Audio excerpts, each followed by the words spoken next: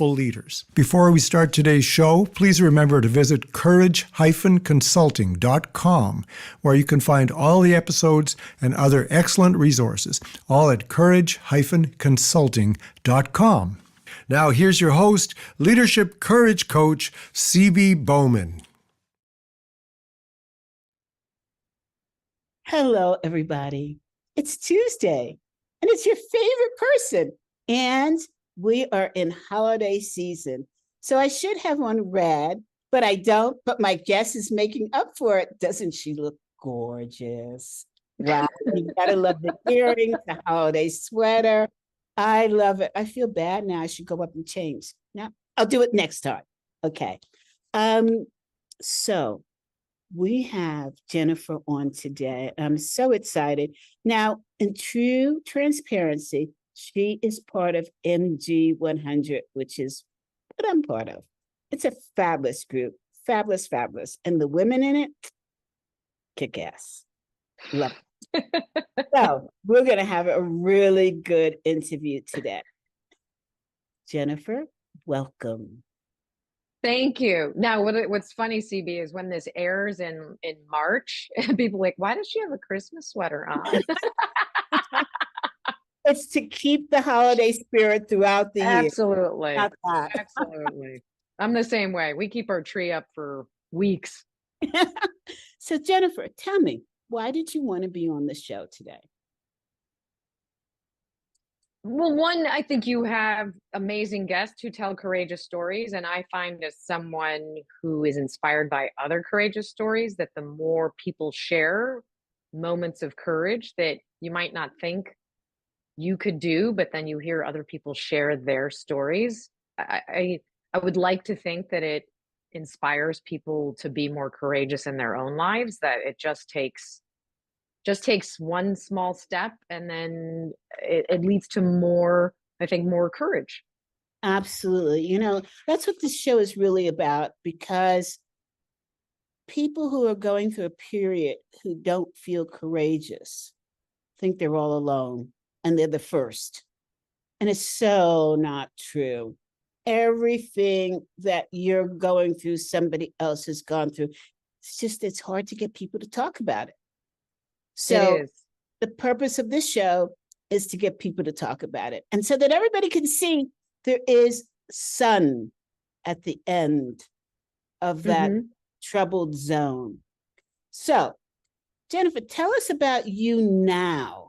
What's going on for you now?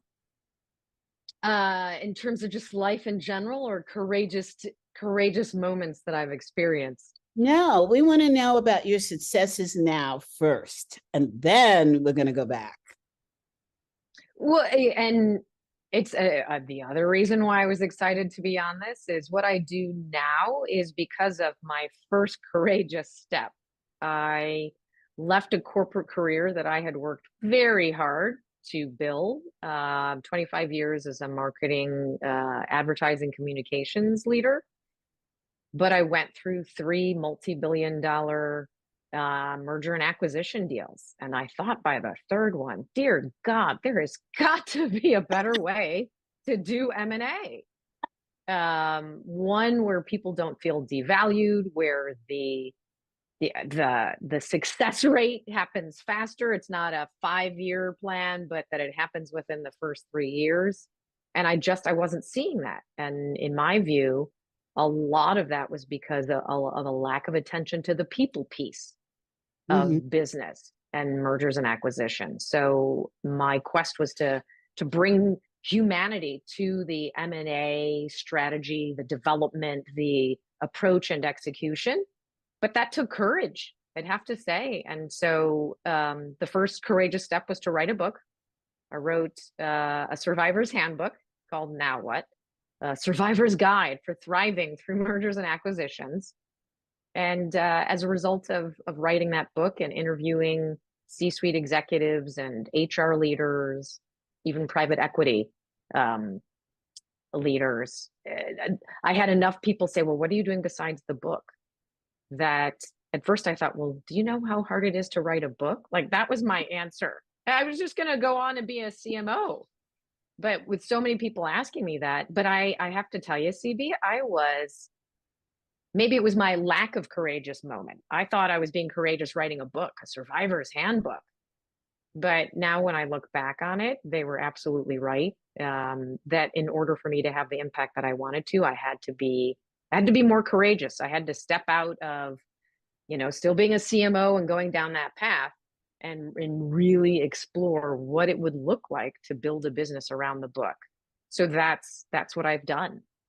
And that's how I'm part of MG 100. So Jennifer, you're talking big time, over many of our heads.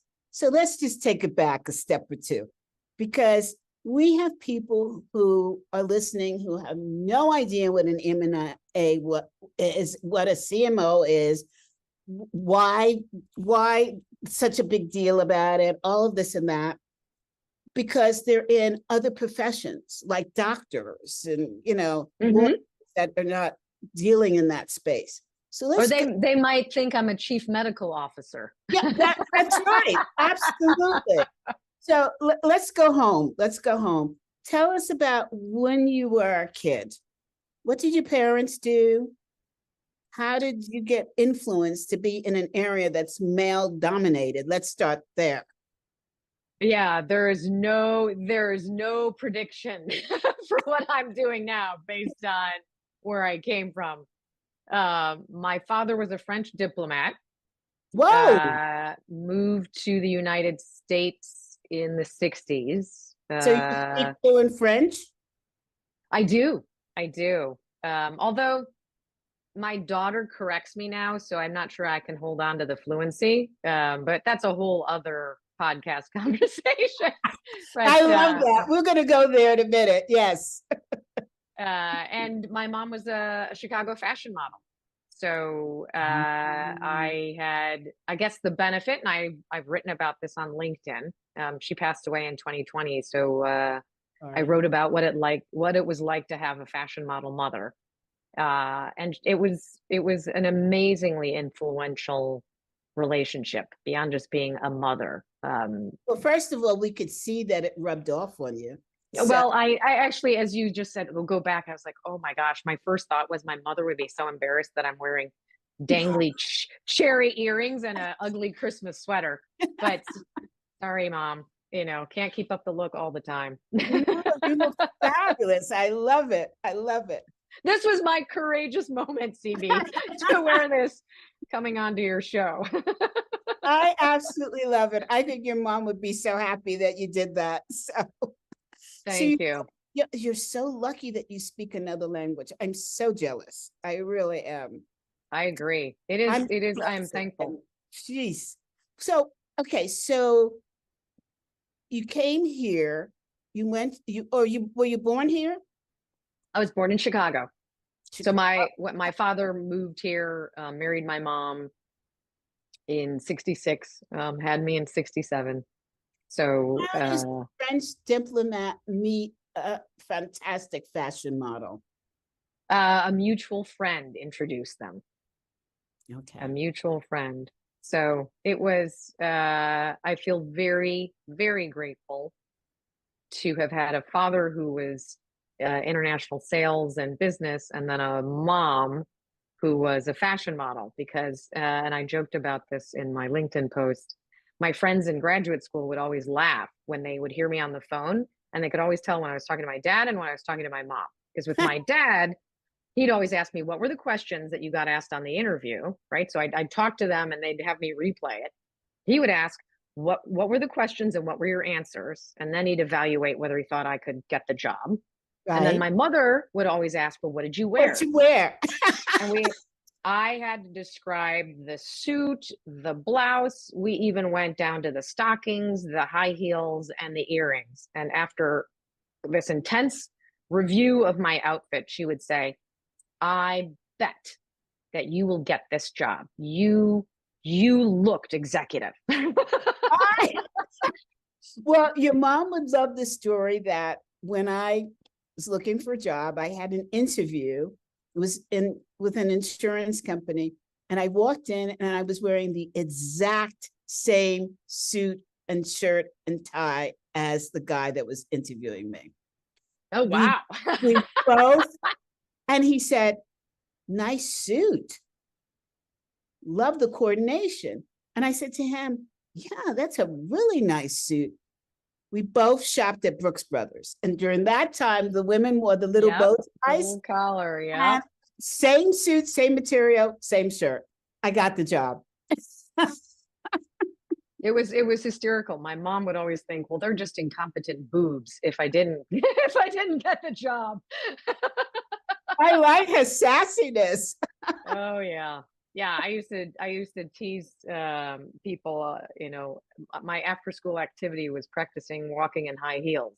So, which I still have to practice. After COVID, I was a little out of practice, but all that to say, because I know this is what you were getting to, I'm enormously grateful for that upbringing, because I realized it's smarts and executive presence and having confidence, right? The two go hand in hand, and you can be as smart as you want and work hard and just hope, someone sees that. But I also knew from my mom, it's how you show up. It's how you present, how you can read a room, and how you can, get people on your side, right? That's what she did as a model, right? Have people feel like they could wear those clothes too. And so it was subliminal education, but I'm really thankful for it. It's influenced so much of how I approach the world.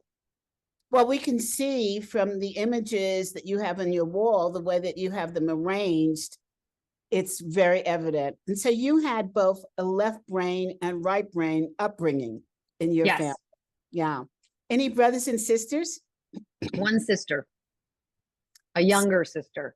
Uh-huh. And what does she do? She is in LA and she works for an artist. She actually is the CFO for a successful artist. I'm very proud of her. I'm a bit shocked because she couldn't balance a checkbook to save her life. She knows this, so even if she hears this podcast, she would laugh. And now she's an amazing, beyond bookkeeping, she does everything. So she's a spectacular CFO. Wow, that's great. I like how both women rose to the top. So, okay, so what college did you go to and what was your major? So I went to University of Illinois. The funny part about that is I had planned to go to Thunderbird from the age of 8. So Thunderbird's an international business school. Yes. When I was little, my parents, my sister wasn't born yet, and so my parents would drag me to parties if they claimed they forgot to get the babysitter or the babysitter didn't come. But I have found out years later that I would come with my backgammon board and my dad would send people over to play with me at the party, essentially hustling them, because he'd say, hey, bet you $5 you can't beat my daughter. And so, I think to indulge him, they'd amuse him and come over. And I learned later on that he made a lot of money on my backgammon prowess. But the reason I share that story is at one party, the grandson of the woman who was hosting the party came and sat down and said, I'd mind if I play? And I said, I would love to. And he asked me if I spoke father like my French. And I said, oui, 𝗔𝗔𝗓𝗔. And so we had a conversation and he said, you should consider going to Thunderbird. Now, I had no idea what Thunderbird was, but this was a boy who was talking to me. And, I thought, oh, so at the end of the party on the drive home, I said to my dad, I'm going to Thunderbird. And yes. He was like, what are you talking about? And apparently, I think at the age of 8, I thought that boy would still be at Thunderbird by the time I got there. So when I found out that Thunderbird was a graduate school, I made up my major at University of Illinois, because in the 80s, they didn't have international relations. So I made up an international relations program and I double majored in poli-sci and French and a minor in marketing. So holy Toledo. Holy Toledo. Talk about overachiever. yeah. It was Yeah. But it I'm does now, I represent- find myself with my daughter giving her advice, don't do that. But it represented both sides of your family, of your parents. So I love it. I love it. And Most so definitely. from there, let's skip to your daughter and come back. Tell us about your daughter. So we moved to Paris in 2005 for a job. I was hired to be the marketing director of Europe, Middle East, Africa, Russia for a company called 𝗵𝗲𝗡. That was the company I mentioned earlier. That was the first acquisition I went through because 𝗵𝗲𝗡 was acquired by Nokia in 2008. And I loved that company. So we went to Paris, France. My daughter was 3.5 and my son was 1. And we put them in French public school. I wanted them to learn true French and not the American schools there are fabulous. So this is no knock on them. I just wanted her to hear the French accent, right? Yes. To be completely immersed. And it was rough at the beginning, but now she has I will absolutely confess, she has better fluency in French than I do. She learned in a French public school, so enormously proud of her. And now she's doing international relations at NYU. So, Say Thunderbird. no, there's definitely, I'm not going to do everything you do. So that was her veering from that path. And your son? He was younger when we moved to France, so he didn't pick up French. And no, it's more, I find that the challenge was she at least had a foundation in both French and English, because she went to a French school when we were in Chicago, but my son had none of that. So he just had English at home, then he was hearing French at school, and it all just got mashed up in his head. So he actually took Chinese in high school, I think intentionally, so that none of us could correct him or understand what the hell he was saying. So and he is going to Northeastern, and he's in pursuing a degree in public policy. Wow. Your dinner conversation must be amazing with the children. Oh, most definitely. Most definitely. I want to know, how did you land in the financial field as a woman? Because how many years ago are we talking now? So I pivoted, essentially, I'd say in 2016. But in 2016, I was still interviewing to be a chief marketing officer. So marketing and advertising is my background. And I am grateful that I work for blue chip clients in both marketing and advertising. But it was really what I do now. There's no other way to describe it, CB. It's my calling. Like I can say that now looking back, it's what I was meant to be doing. I just didn't know it. And I say that because my marketing skills that I fine-tuned and developed over 25 years are what has allowed me to be successful in this role. I'm in the finance world and I suck at math. So, but I also understand how private equity, how C-suite executives, I understand what the role of business, right? The power of capitalism. So I'm not out espousing like, oh, can't we all just get along? I understand what business is trying to do. And my pitch always is, I want to help you make your merger or acquisition more successful. So you see the value that you forecast sooner because you value the people who are going to make it happen and they see the value that they can contribute. So I just look at it from a human value standpoint, but the fact that I'm in finance and have succeeded, I will tell you, it's everything I did leading up to this moment. That's what has helped me be courageous in an area where they could talk EBITDA, that I get, but quality of earnings, value creation, it starts to sound Greek to me. Okay, let's talk turkey here now. You're a woman and you constantly landed positions as a chief ... How the hell did you get from school, graduation, to these chief roles without being scarred? Or did you have scarring stories along the way? I'm really glad you had me talk about my parents at the beginning. I wouldn't have thought about it, but just describing to you the parents that I had, they treated me as an adult from a very young age, and having my father school me on the business piece and my mother on the executive presence and how to connect with people and how to inspire and motivate people.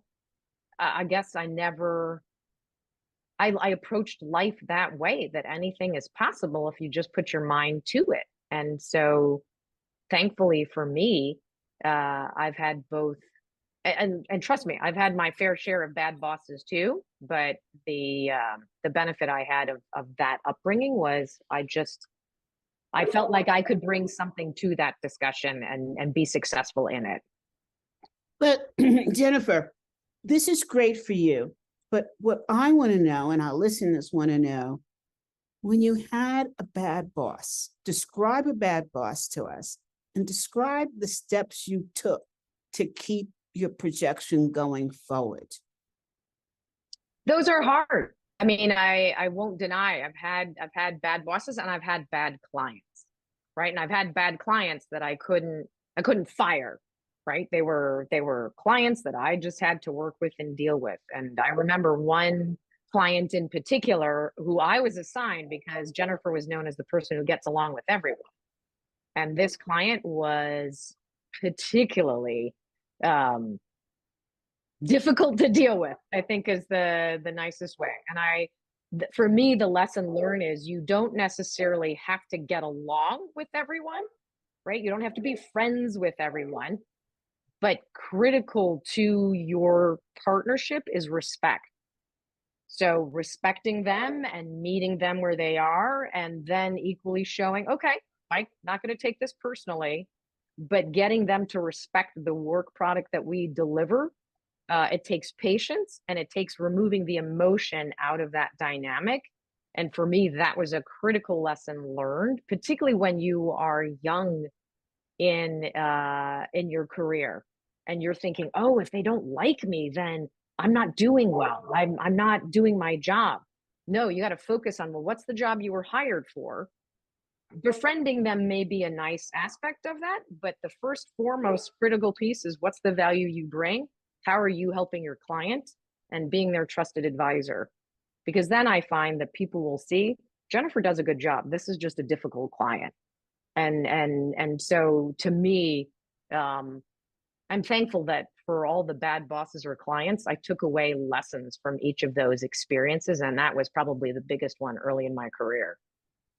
This is fantastic information that you're sharing because, including me, I am very sensitive. I can kick ass, but I'm very sensitive, right?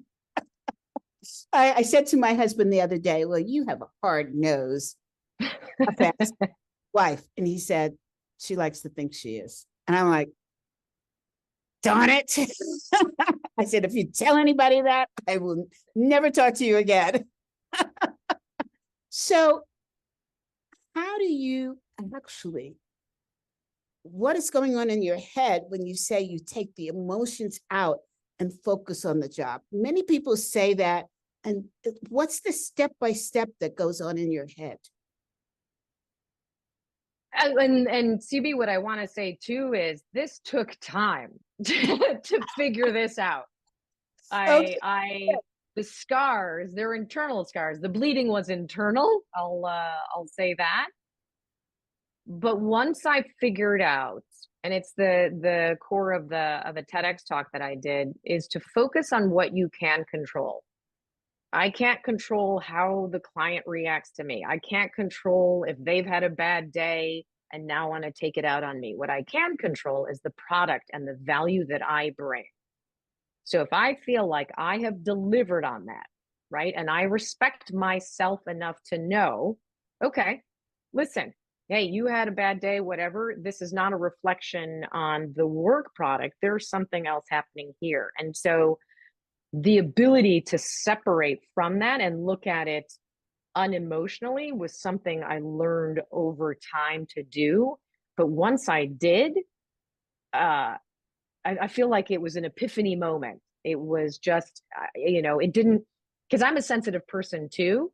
And I realized the things that used to really, I'll say, trigger me or make me wonder, like, oh, is my product bad? Like, what did I do? Once I realized, okay, this has nothing to do with me. I just need to make sure I'm delivering the best product possible. And that was enormously rewarding for me personally, but also professionally, because then people would see, what are you talking about? Jennifer did a great job, or you may not want this strategy, you may not want to pursue it, but that doesn't mean the strategy is wrong or bad or that she's incompetent, right? And I think when you shift that, that also helps bring you more confidence and courage. So the two go hand in hand. I think this is interesting because I just had a situation and I had to call a friend of ours, Howard. I said, Howard, this is the response I wrote. And he said, he's so good at this. He said, 𝗬𝗶, that's really a great response. What I would do is, he rewrote the entire thing. And it was about a board seat that I was offered at a pickleball company. And we had agreed to a certain, how can I put it, compensation. Mm-hmm. And they came back and changed it. Mm. And I was fuming. And I had to really sit myself down and say, this is not about you. This is about them not understanding the value you can bring. And the letter that was written, the end letter, talked about the value that I can bring as a reminder, and took it out of, this is not an attack on 𝗬𝗶. Right. Is that the kind of thing that you're talking about? Absolutely. Okay. Absolutely. And that is a perfect example of removing the emotion from it. Mm-hmm. And the other thing that I'm sure went through your mind was, wait, we agreed to this. What are you trying to pull? You're trying to pull a fast one on me, right? So if you just remove the deciphering that goes, because we all do it. Mm-hmm. I'm sure every listener has probably had that moment where there was something that you thought was an agreement, Mm-hmm. that people change their mind on. So you just have to remove your emotional reaction to it and say, okay, how do I get us back to where I want to be? And how do I demonstrate in an unemotional way why, in your case, right, the value that I bring and why the compensation that we agreed to is merited? Yeah, it's hard to do. It's really, really hard to do. So anyone who's listening, call Jennifer if you need help doing this, separating out the two. I have friends call me all the time. My sister calls me, right? Because those are, you and I, it's easy for us to go back and hindsight and talk about a situation, but we learn that from the times where we didn't do it well. Yes. Right. So when people say you learn from failures, those are the failures I feel I've learned from. Times where I didn't respond the right way. I didn't write the email that I should have. I learned from those. And for me, that's the key. Yeah, I like that. I think if I was to examine it, I probably should have written a follow-up letter immediately outlining everything. But having said that, that's putting it back on me, when in fact, it was the person who didn't go to his other investors and say, this is what I committed to, and you cannot do it, right? Yeah. So really examining your role and the other roles that were involved in the situation, I think is key. Yeah. Agreed.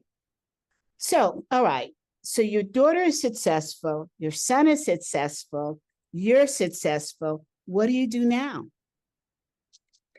Well, I'm hoping this will be successful too. So I've mentioned earlier, I went to Thunderbird and I had the privilege of being on the alumni board for 4 years. Wait, you didn't tell us. Wait, you skipped something here. You told us that you didn't go to Thunderbird. No, I did for graduate school. I went to University of Illinois. Okay. I went to University of Illinois first, made up my international relations degree to go to graduate school at Thunderbird. Okay. All right. Oh yeah, I remember. I thought that boy was still going to be there. So turns out he wasn't. I thought that you were saying that you thought he was going to be there once you got there, but not. I got it jumbled. Anyway, I love this. Go ahead. So I wanted to, and what's interesting is I was asked to join the board after I wrote an article because Thunderbird was acquired by ASU in 2014. Mm-hmm. And a couple of years after the acquisition, they For those that don't know, ASU, Arizona State University. It's based in Phoenix. Mm-hmm. And once, about, I'd say almost 2 years after they acquired the school, they sold the original campus for Thunderbird and moved it downtown to the Phoenix, their graduate camp playground, the graduate area. And I wrote an article about what it felt to be acquired and the role that we played as alums in helping preserve what Thunderbird had meant to us and working in partnership with ASU to preserve that and evolve it. And so thankfully, the dean of Thunderbird, the incoming dean of Thunderbird, saw the article and said, I love this energy. And so I joined and was part of the board for 4 years. And now I am creating in partnership with him an M&A, a global M&A initiative that will help. In my view, it's teaching M&A, mergers and acquisitions, how those are done and executed differently. It's highlighting the change management and culture piece of business and how you need to prioritize that during a merger or an acquisition strategy development. And that will be part of the curriculum. Jennifer, these are high-powered, incredibly important positions that you're taking on and that you have taken on. Do you ever become afraid that you're not going to do the right thing, say the right thing? Oh, all the time. In fact, CB, had you not just said, Jennifer, these are big, high-powered things, I'm always thinking, man, I could be doing more. How do I, amplify this or make it move forward? And again, I think back when I watched my mom at fashion shows, right? I would see my mom backstage, right? The models would be running around like crazy people, right? Putting on pantyhose while putting a dress over their head and then getting shoes on and a belt and then walk out that curtain and look like swans. Right. And I saw that as a kid. So I appreciated that with the grace and beauty comes the chaos and uncertainty. And the two go hand in hand.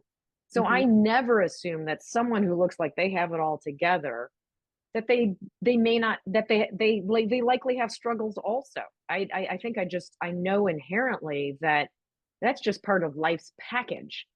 So I guess I'm not overwhelmed by the fear. I just know it's a natural emotion and it's up to me to deal with it and move forward. And again, I think I'm just thankful for the exposure as a kid to seeing that the distinction of, oh, I know what happens for fashion models. I've seen them without makeup, it's just, that there's a lot going on and that we all are dealing with things. Jennifer, I'm going to break now and break this into part 2. So everybody stay tuned as we talk more about dealing with fear. This is CB with my guest, Jennifer.